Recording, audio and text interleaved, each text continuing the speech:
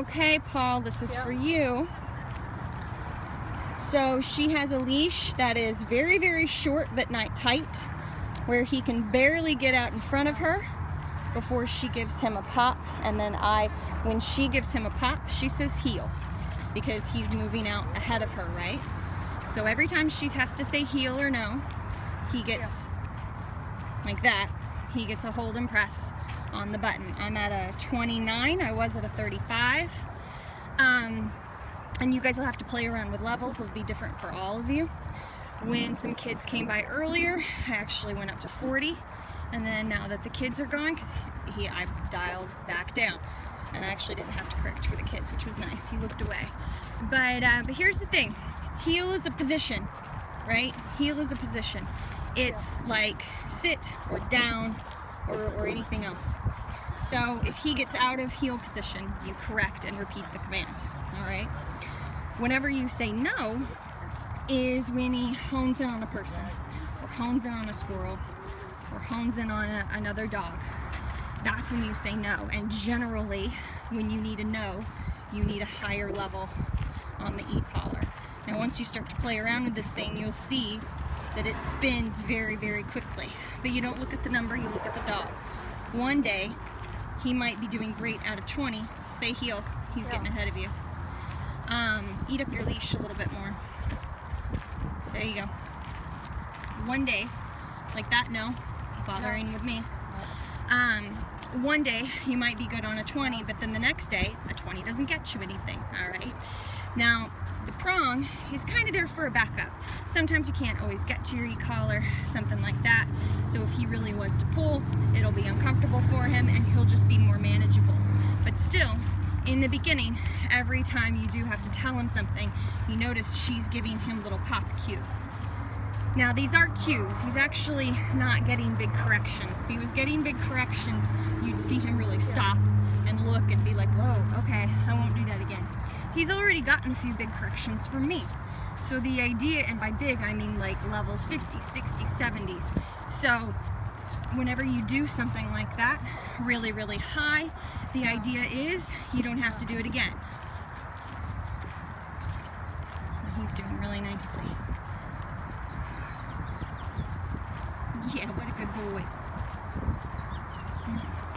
We got this little dog coming up, and then we'll cut through and see some more squirrels and stuff. Now, don't be afraid to be more firm with the collar as well. For like something with a no, you can really do a good firm pop. Gotta remember he weighs about as much as you do. Now for that no, because I wasn't, I'm only at a 14. I wasn't really ready with that no, whatever the reason was.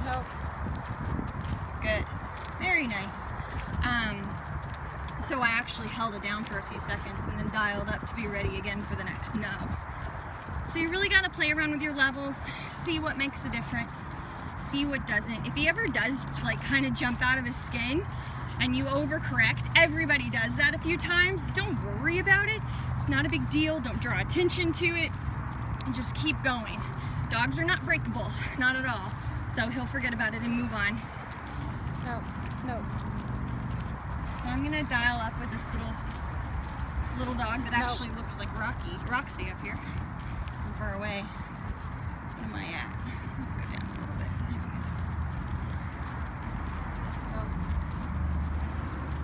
No.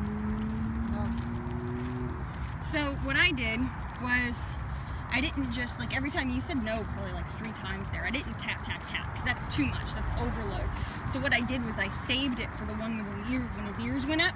When his ears went up, that's when I actually pressed and held, and I'm at a 48. This is kind of high. So here's the thing, with the owners, it always is higher, usually, than it is with me. However, I might need to tighten his e-collar a notch, too. I have to look at it. Fit is everything. I actually even gave him special contact points because the normal plastic ones that come with it just weren't getting through to him at all. So I figured it was his fur, so he has special thick fur contact points. So they look a little different than the normal ones. No. Good. No. Good.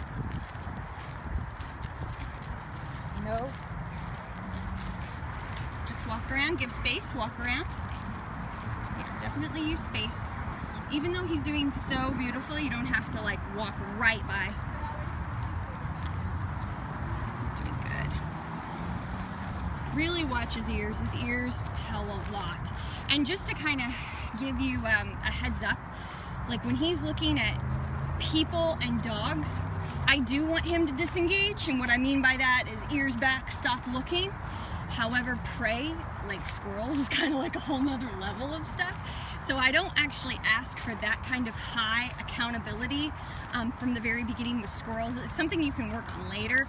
But for now, you know, like what we were doing when he was super intense, I just gave him a couple of cues just to let him know, you know what, you can look, but you're not going anywhere, buddy.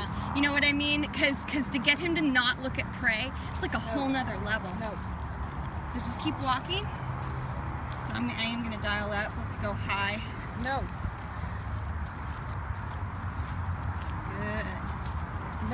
There's another squirrel on the other side. He disengaged, and then there's another squirrel. So that's why, like, I don't want to just walk and see, like, let him look, but let's make sure he doesn't get out of heel position. Let's give him a bit of a break. He is good. He's looking. No? Okay, so that was too much of a look, right? So all right, so let's talk about that. So he's looking as you're walking, just a little bit of a head glance.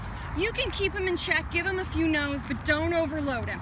Just watch, make sure he doesn't get out of heel position, right? But when he actually turns and cranes his neck, that you can absolutely correct.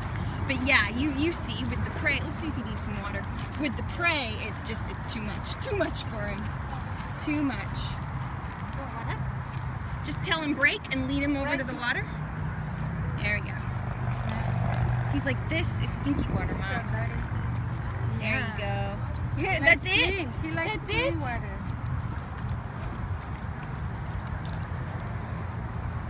That one you didn't like, huh?